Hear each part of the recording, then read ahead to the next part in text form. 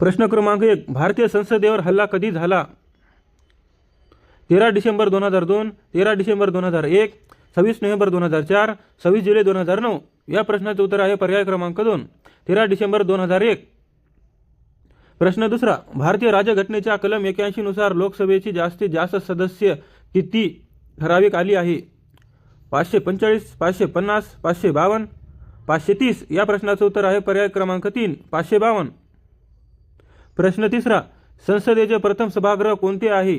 राज्यसभा, लोकसभा, विधानसभा, विधान परिषद. या प्रश्नाचं उत्तर आहे पर्याय क्रमांक 2, लोकसभा.